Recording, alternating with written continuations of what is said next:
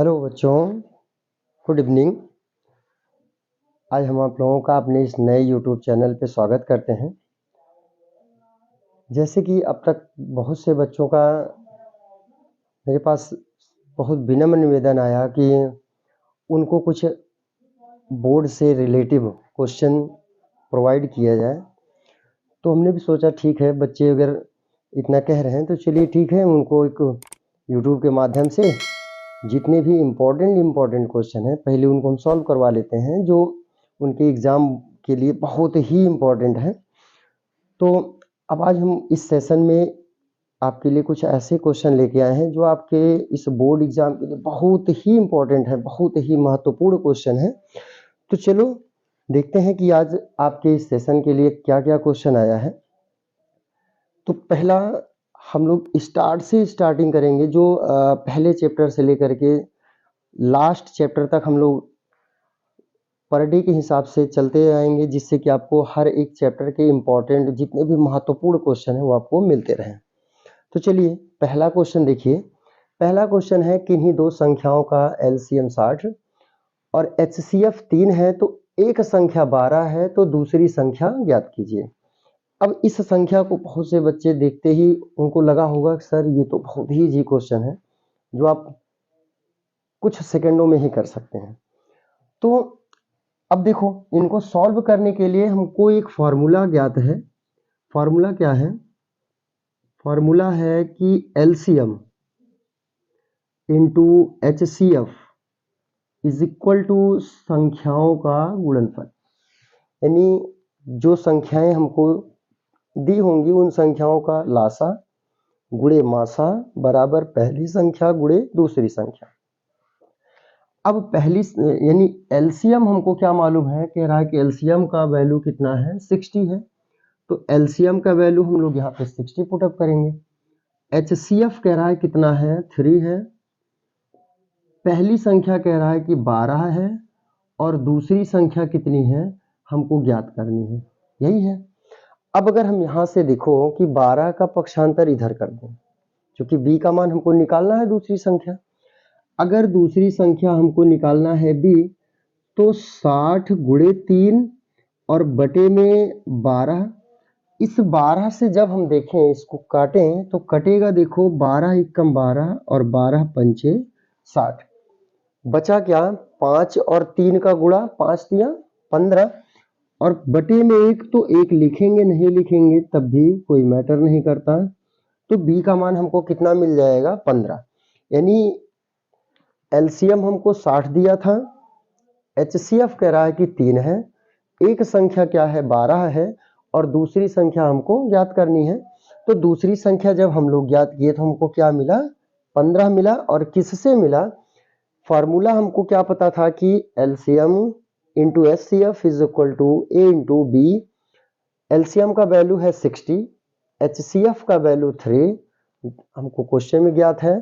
पहली संख्या दिया था 12 और दूसरा हमको निकालना था, तो 12 का पक्षांतर कर दिए। अब देखो 12 पंचे 60 हो गया और 5 तिया 15, तो दूसरी संख्या हमको क्या मिल गया, 15 मिल गया। दूसरे क्वेश्चन पे आएंगे। कह रहा एक शून्येतर संख्या और एक अपरिमेय संख्या का गुणनफल होता है। बताना है कि एक शून्येतर संख्या और एक अपरिमेय संख्या का गुणनफल क्या होता है। तो शून्येतर संख्या पहले तो हम लोग जानेंगे, शून्येतर संख्या क्या है। ऐसी संख्या जिसका मान शून्य के बराबर ना हो। यानी अगर कोई संख्या हम लोग मान लेते हैं कि माना कि शून्येतर संख्या क्या है, एक शून्येतर संख्या ले लेते हैं, कोई भी संख्या मानते हैं कि 2 है। अब 2 को कह रहा है कि एक अपरिमेय संख्या से गुणा करिए। अपरिमेय संख्या किसको कहते हैं, ऐसी संख्या जिनको हम p बटे q के रूप में ना लिख सकें। ऐसी संख्या जिनको p बटे q के रूप में ना लिख सकें, उन संख्याओं को कहते हैं अपरिमेय संख्या। अब इसको कह अपरिमेय संख्या से अगर गुणा करें, देखो मान लेते हैं कि कोई अपरिमेय संख्या जो है वो क्या है, √3 है। एक अपरिमेय संख्या √3 ले लिए। अब 2 को जब हम √3 से गुणा करें तो 2 गुणे √3, गुणा करने के बाद हमको क्या मिलेगा, 2√3 मिलेगा। तो 2√3 देख के बताइए कि परिमेय है कि अपरिमेय। तो झट से कहेंगे सर ये तो अपरिमेय संख्या है। तो इनका गुणनफल हमको मिला क्या कि अपरिमेय संख्या।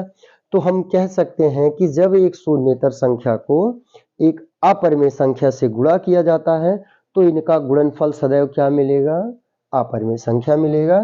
यानी इनका गुणनफल जो होगा वो सदैव क्या बनेगा, अपरिमेय संख्या होगा, सदैव अपरिमेय संख्या होगा। अगर किसी भी बच्चे को कोई भी प्रॉब्लम होगा तो कमेंट बॉक्स में कमेंट करेगा, उसके सॉल्यूशन को हम दोबारा से उसके पास प्रोवाइड करेंगे, जिससे जहां कहीं भी उसको दिक्कत होगी वो उसका क्लियर हो जाएगा। क्वेश्चन नंबर 3 कह रहा है रेखा युग्म। देखो तीसरा नंबर कह रहा है कि रेखा युग्म समीकरण x + 2y - 5 = 0 और 4x + 8y - 20 = 0 का हल है। तो देखो इन क्वेश्चंस को आप स्क्रीनशॉट ले लेंगे।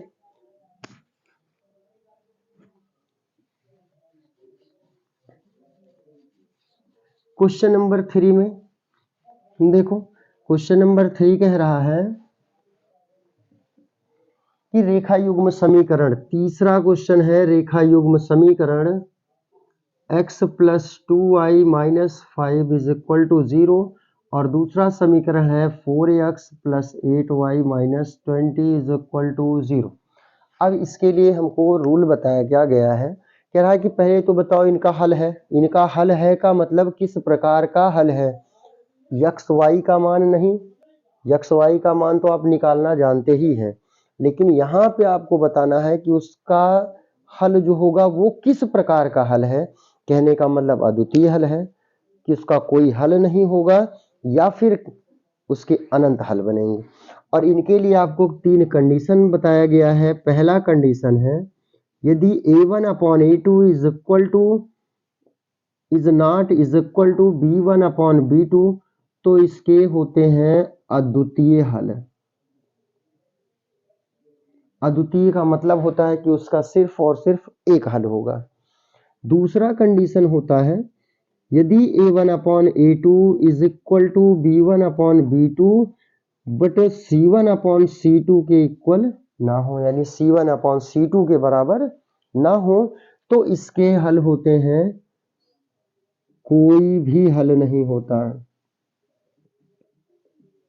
कोई भी हल नहीं होगा, यानी दोनों रेखाएं तब क्या होंगी, समांतर होंगी। तीसरा कंडीशन है यदि a1/a2 बराबर b1/b2 और बराबर c1/c2 तीनों अगर एक दूसरे के इक्वल है तो इसके क्या होंगे, अनंत हल होंगे। अब इन तीनों में से चेक करते हैं हमको कौन सा कंडीशन मिलता है इन समीकरणों के माध्यम से। तो देखेंगे कि यहाँ पे हमको a1 का वैल्यू कितना मिलेगा, 1 है। x का गुणांक जो होगा वो a1, y का गुणांक होगा b1, b1 is equal to है 2, c1 का वैल्यू है -5।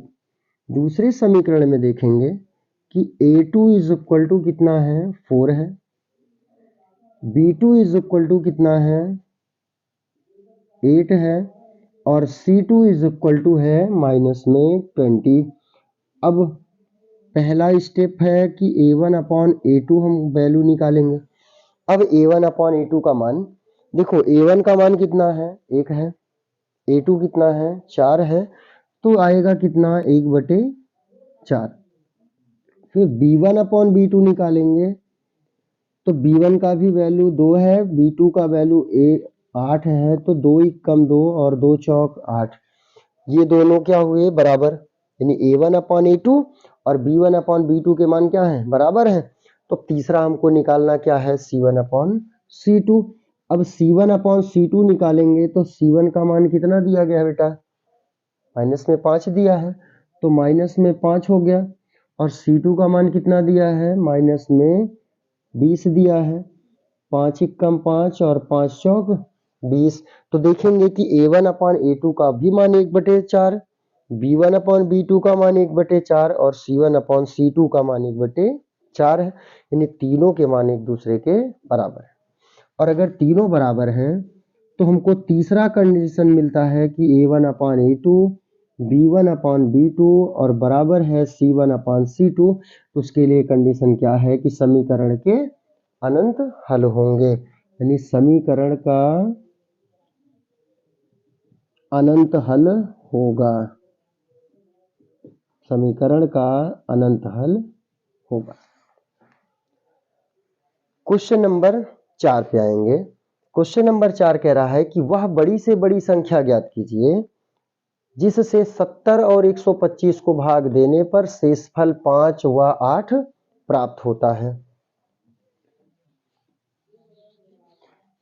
यह आपके लिए बहुत ही महत्वपूर्ण क्वेश्चन है जो आपके एग्जाम में आने वाले हैं, और इनको एक एक क्वेश्चन करके आप हर क्वेश्चन को अच्छे से तैयार कर डालें जिससे आपको बोर्ड में अच्छे से अच्छा मार्क्स मिल सके। अब देखो चौथा क्वेश्चन बहुत ही इंपॉर्टेंट क्वेश्चन है जो आपके बहुविकल्पीय टाइप का क्वेश्चन है, जो आपके बहुविकल्पीय में आने वाला है और 100% इस टाइप का क्वेश्चन आपको एग्जाम में मिलेगा जरूर। तो देखो क्या है कि कह रहा है कि 70 और 125 को भाग देने पर शेषफल बचता कितना है, 5 व 8 प्राप्त होता है। यानी जब इसको किसी संख्या से, यानी वही संख्या पूछ रहा है कि जिससे 70 को जब भाग करें तो शेषफल कितना बचे, 5 बचे, और 125 को जब भाग करें तो क्या बचे, 8 बचे। तो अगर हम इस 5 को 70 से घटा दें और 8 को 125 से घटा दें तो उस संख्या से ये पूर्ण रूप से विभाजित हो जाएगी, क्योंकि शेषफल तो 5 और 8 ही बचे हैं ना। तो 70 में से हम लोग 5 घटाएंगे, क्या आएगा, 65, और 125 में से हमको कितना घटाना है, कह रहा है इसका शेषफल है 8, तो यहाँ से 8 घटाएंगे तो आ जाएगा कितना, 117।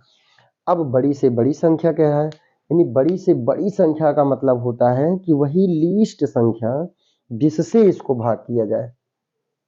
तो बड़ी से बड़ी जब भी बेटा क्वेश्चन में कहे तो मीन्स आपको क्या निकालना है, एचसीएफ निकालना है। और जब आपसे कहे छोटी से छोटी संख्या तो इसका मतलब वो उस हाईएस्ट नंबर तक पूछ रहा है जितना इन दोनों से निकाला जा सकता हो। तो जब बड़ी से बड़ी कहा तो मतलब वो आपसे क्या बोला, एचसीएफ बोला। तो आपको क्या निकालना है, एचसीएफ निकालना है। तो इनका एचसीएफ यानी मासा निकालेंगे। तो देखो 65 का जब हम लोग गुणनखंड करेंगे तो 65 का गुणनखंड तो 5 गुणे 13 होगा।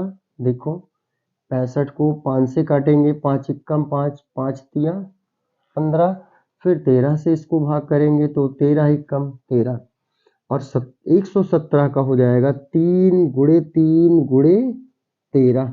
देखो 117 का गुणनखंड 3 तिया 9, 2 11 27, 3 9 27, फिर 3 से 3 इक्कम 3, 3 तिया 9, और 13 अब कटेगा 13 से।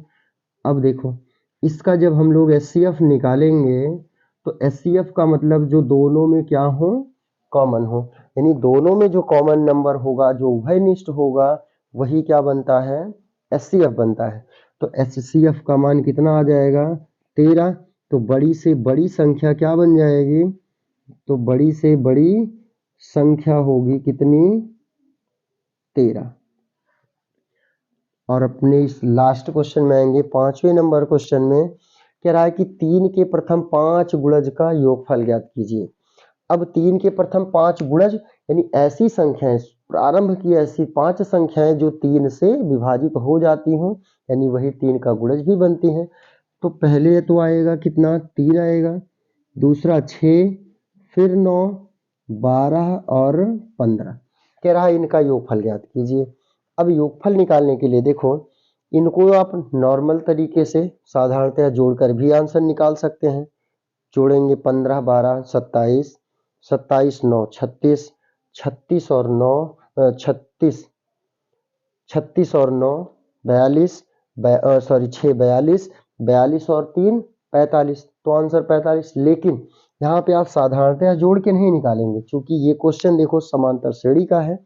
इनके पदों में देखो 3 3 6, 3 9, 9 3 12, 12 3 15, इनके पदों के सार्वंतर क्या है, बराबर है।